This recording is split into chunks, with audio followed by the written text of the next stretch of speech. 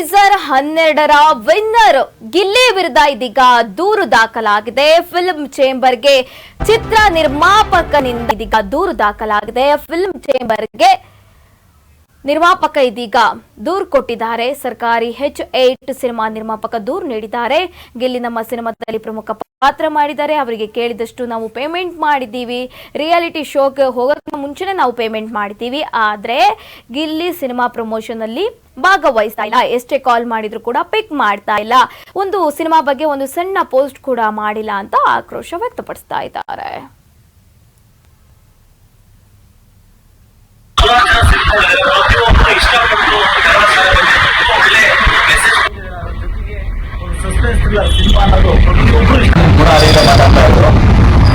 ಇವತ್ತು ಸರ್ಕಾರಿ ಶಾಲೆ H8 ಸಿನಿಮಾ ರಿಲೀಸ್ ಆಗಿದೆ ರಾಜ್ಯಾದ್ಯಂತ.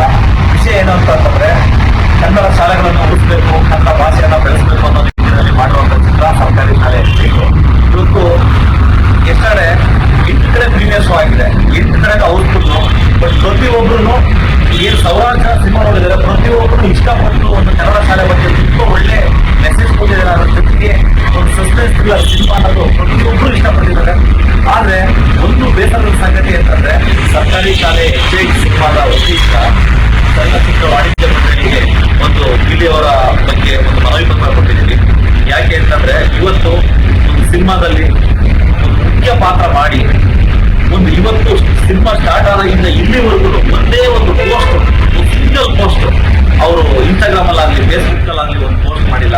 ಅದ್ರ ಬಗ್ಗೆ ನಮಗೆ ತುಂಬಾ ಬೇಸರ ಇದೆ. ಈ ಬಗ್ಗೆ ಹೆಚ್ಚಿನ ಡೀಟೇಲ್ಸ್ ಕೊಡ್ತಾರೆ ನಮ್ಮ ಪ್ರತಿನಿಧಿ ಲಾವಣ್ಯ ಅವರು ದೂರ ಸಂಪರ್ಕದಲ್ಲಿದ್ದಾರೆ. ಲಾವಣ್ಯ, ರಿಯಾಲಿಟಿ ಶೋ ಮೂಲಕ ಬಹಳ ಜನಪ್ರಿಯತೆ ಪಡೆದಿರುವಂತಹ ಗಿಲ್ಲಿ ವಿರುದ್ಧ ಇದೀಗ ದೂರು ದಾಖಲಾಗಿದೆ. ಸರ್ಕಾರಿ H8 ಸಿನಿಮಾ ಮಾಡಿದಂತಹ ನಿರ್ಮಾಪಕ ಇದೀಗ ದೂರು ನೀಡಿದ್ದಾರೆ. ಪ್ರಮೋಷನ್ ನಲ್ಲಿ ಭಾಗಿಯಾಗ್ತಿಲ್ಲ ಗಿಲ್ಲಿ ಅವರು ಅಂತ ಆರೋಪ ಮಾಡ್ತಿದ್ದಾರೆ. ಏನೆಲ್ಲ ಡೀಟೇಲ್ಸ್ ಇದೆ ಲಾವಣ್ಯ?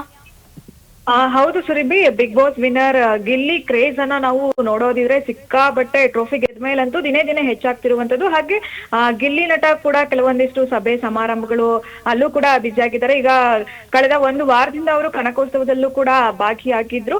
ಇನ್ನ ಸಾಕಷ್ಟು ಸಂದರ್ಶನಗಳನ್ನ ಕೂಡ ಗಿಲ್ಲಿ ನಟ ಕೊಡ್ತಾ ಇರುವಂತದ್ದು.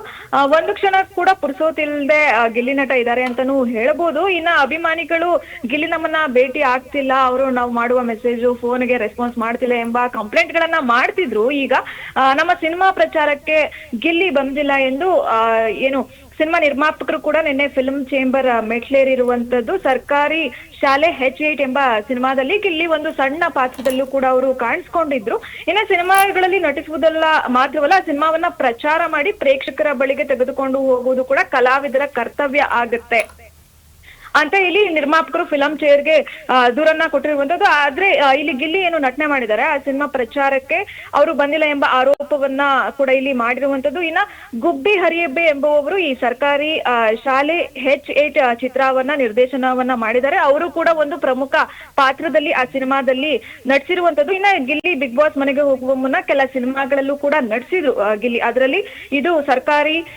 ಶಾಲೆ H8 ಕೂಡ ಒಂದು ಸಿನಿಮಾ. ಇನ್ನ ಸರ್ಕಾರಿ ಶಾಲೆಯ ಸುತ್ತ ಚಿತ್ರದ ಕತೆ ಏನು ಸಾಗುತ್ತೆ, ಸರ್ಕಾರಿ ಶಾಲೆಗಳಲ್ಲಿ ಏನೆಲ್ಲ ಪ್ರಾಬ್ಲಮ್ಸ್ ಇರುತ್ತೆ, ಸರ್ಕಾರಿ ಶಾಲೆಯನ್ನ ಹೇಗೆ ಉಳಿಸ್ಬೇಕು ಎಂಬುದು ಚಿತ್ರದ ಪ್ರಮುಖ ಕತೆ ಆಗಿರುವಂತದ್ದು.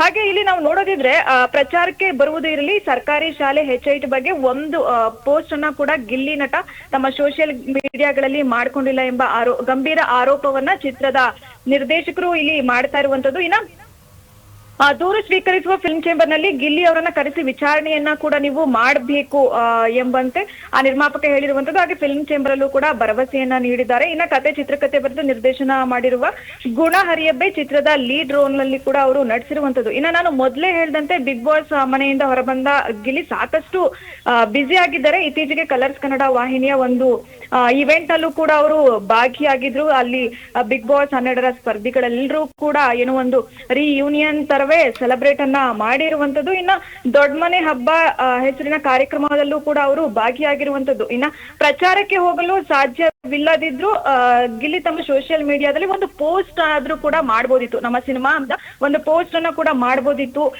ಅಂತ ಆ ನಿರ್ದೇಶಕ ಏನಿದ್ರೆ ಅವರು ಗಂಭೀರವಾಗಿ ಆರೋಪವನ್ನ ಮಾಡ್ತಾ ಇರುವಂತದ್ದು. ಸುರಭಿ, ಓಕೆ ಲಾವಣ್ಯ, ಮಾಹಿತಿಗಾಗಿ ಧನ್ಯವಾದಗಳು.